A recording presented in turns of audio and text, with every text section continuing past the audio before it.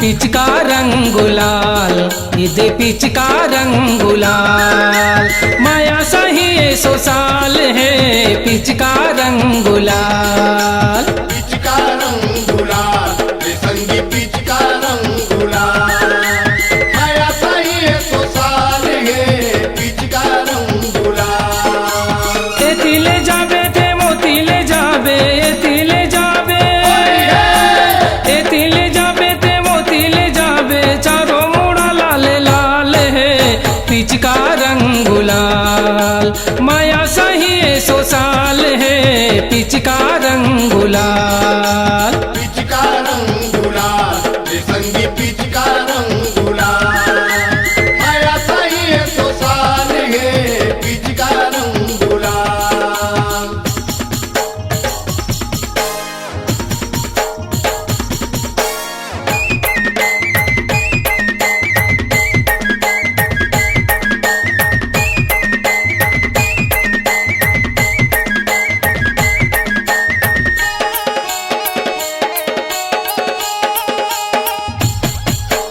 एतिले जाबे वो तिले जाबे, विचार ले कोने को तिले जाबे, विचारिले कोने को तिले जाबे, विचारिले कोने को तिले जाबे, एतिले जाबे वो तिले जाबे, विचार ले कोने को तिले जाबे, विचारिले कोने को तिले जाबे, विचारिले कोने को तिले जाबे। अरा रा रा यौ सदा रा रा रे, अरा रा रा यौ सदा रा रा रे, सबो को दिए के हाल है पिच का रंग गुलाल, माया सही 100 साल है पिच का रंग गुलाल। पिच का रंग गुलाल, संगी पिच का रंग गुलाल, माया सही 100 साल है पिच का रंग गुलाल।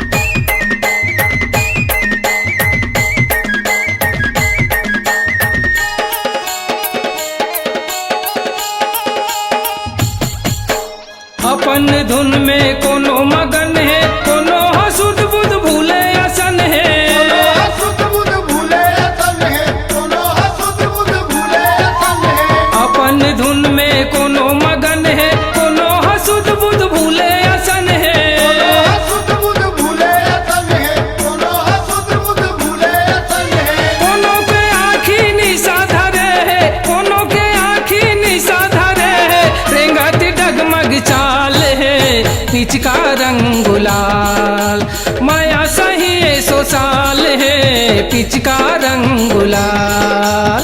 पिच का रंग गुलाल, संगी पिच का रंग गुलाल, माया सही 100 साल है पिच का रंग गुलाल।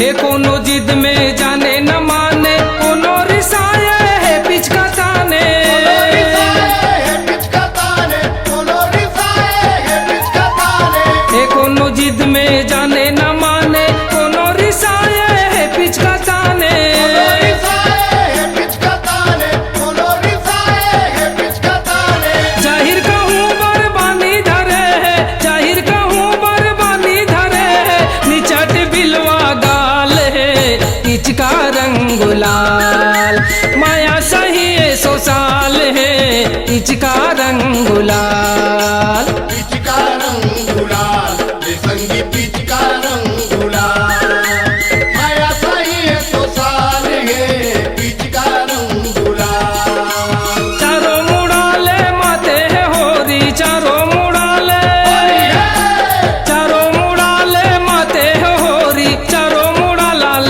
लाल है पिच का रंग गुलाल, माया सही 100 साल है पिच का रंग गुलाल। पिच का रंग गुलाल, संगी पिच का रंग गुलाल, माया सही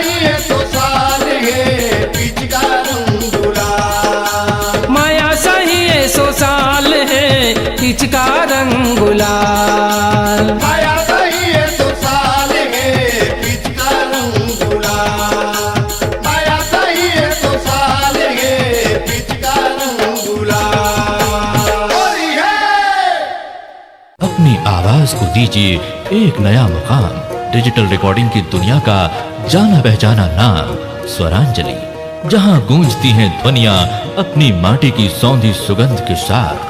छत्तीसगढ़ी संगीत के विविध रंग जो पहुंचाते हैं पूरे प्रदेश में डिजिटल रिकॉर्डिंग के संग। स्वरांजलि स्टूडियो, नेमीचंद गली नंबर 2, गंजपारा, रायपुर।